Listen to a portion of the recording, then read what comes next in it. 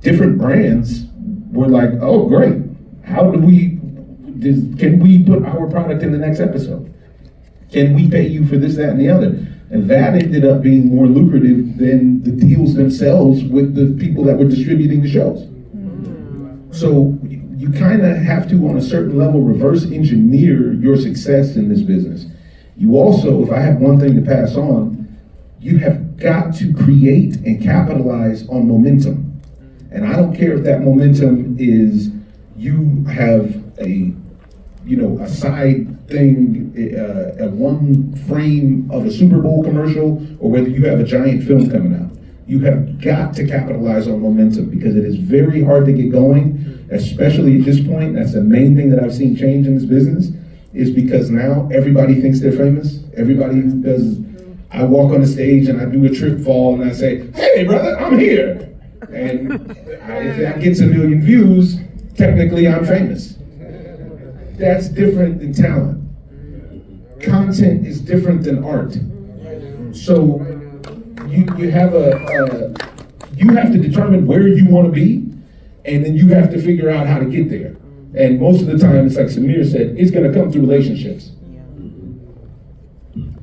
I was recently watching a masterclass of David Mamet, icon screenwriter. And he mentioned how in this industry, nobody's going to teach you the rules, but you have to learn them. Now, for you, Michael, coming into this industry, a lot of people that look like us think, you want to be the actor, the director, the writer. Those three positions right there garner the most weight in our community. But when you turn around and look at the crew, there are hundreds of people back there that are creating the show, that are making the show. Can you talk about your time coming into this industry and how you found your flow being a producer? Yeah, sure. I started off in commercials and music videos. First of all, I started off at 30 years old. I thought, went to USC Film School, was working at a theme park at Universal Studios, turned 30 and had a panic attack. It's like, if I don't do it now, I'm never going to do it. So I quit my job and became... What did you do at Universal Studios? I was Frankenstein. I mean, it is 6'3". Right? 6'3"? Did I get it right? I'm 6'4". 6'4"? Don't ever short me. I get it. We were joking in the back that this actually might be the tallest panel we've ever had. I think we're averaging about 6'3" right now, but I digress, please. Okay. So I started off as a PA in commercials and music videos. And, if I worked 18 hours in a day, that was the average day, and it was a grind. And I just couldn't, I was trying to get in the art department, trying to get somewhere else to make more money than I was as a PA while I was trying to, write a film and do all that. And I've been chasing this art director around for 2 years. And finally I get a call. And he's like, yeah, it's for 6 days and it's, $400 a day. I'm like, what? Everybody else was busy? He's like, no, you were my first call. I'm like, okay. So I show up to set and everyone's black. Except for like a couple, 3 people. This guy happened to be white. He said, yeah, I was embarrassed to tell you. I said, thank God Spike Lee said it has to be a black crew. Otherwise, you never would have hired me. And from there, I met this guy, Ty Risby, who was production manager, who worked for Rich Robinson, and said, hey, I want to move up. They gave me a chance. I did my first job for free. My thing was like, let me show you what I can do. And then from there, you'll have to hire me because I'll be valuable. And what it was is like, I didn't know how I was going to get there. I didn't set out to be a producer. I set out to be a director. But the experience along the way said, no, this is where you belong. Because to be real, I really didn't, through USC Film School, I didn't really truly understand what a director did. Like all the different things that went into directing, right? But what I was good at was putting things together, making them happen. So on Amazing Race, they would literally drop me in, Burkina Faso, where there's no infrastructure for film and television, and say, okay, we're gonna make a show here. And I called the local news station and said, hey, we need some cameramen. Happened to meet the most acclaimed filmmaker on the continent there, who, we're still friends today. And so it's just a matter of being determined and saying, I'm gonna get here. I don't know how, but I'm gonna get there. So I started off as an actor. And my acting teacher said, listen, reaching your goal is not is not success. Being on the road to your goal is the success. And nothing else has proven true, because I decided, I didn't want to be an actor. Decided I didn't want to be a director. But if I hadn't been on the road to trying to do that, I wouldn't have landed as a producer where I think I fit. Man, what a journey. I think for me, and I know we've been able to collaborate recently, and I hope to be able to learn from you, as many decades as I possibly can. The idea of legacy comes into mind. The idea of again, why we're here today is talking about ownership, talking about owning our own art. And I love what you said, Omar, about content is not, to me, it's not art. It is a version of art, but it's not. Like there are tiers. It's a product. It's a product. A product is different. This is where, in my opinion, you have to determine what you want to make. Yes. We all have to do gigs. Everybody has to do something to pay the bills. That's just a given. We all know that. We all live in the same world. But determining in your heart what is going to make you most satisfied to say, this was my legacy. Mm-hmm. That's a different thing. Maybe trip falls and, being the trip fall artist is that. Yeah. But in a lot of ways, what we're seeing is that's a fast track, and what they're trying to say is that's a substitute or hack for the craftsmanship that it takes, for the 1,500 people that it takes to make Amazing Race. When we talk legacy, to me, that's synonymous with ownership. And a lot of the conversations that me and Samir have here are around that topic. Now, for you, Samir, can you stress the importance of owning your own legacy? It's about, not only is it about like owning the legacy, but it's about building, for me, it's about building this pathway for others to also create and to own and to participate.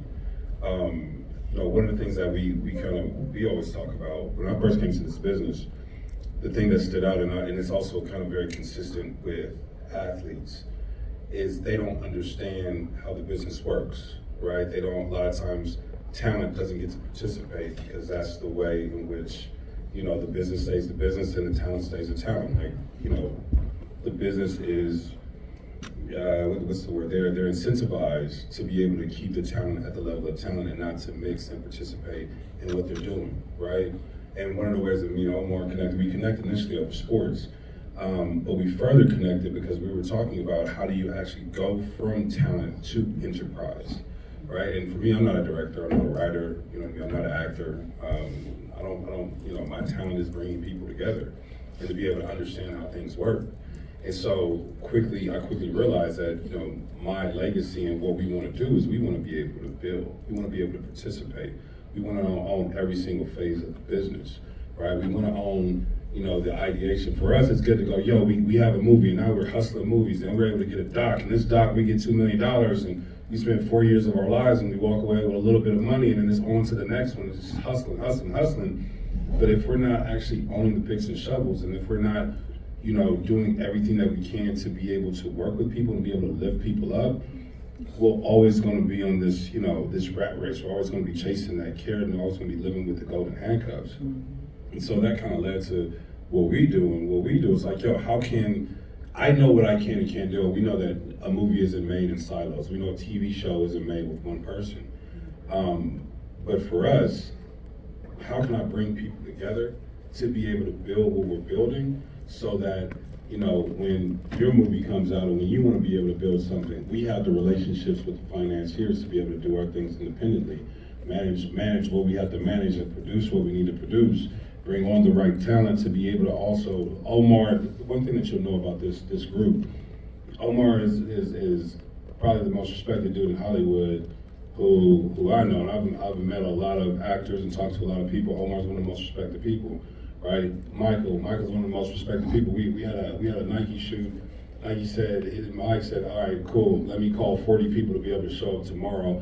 And not only are we gonna call them, but they're gonna work overnight to be able to deliver the project, literally overnight, like a full 24-hour day.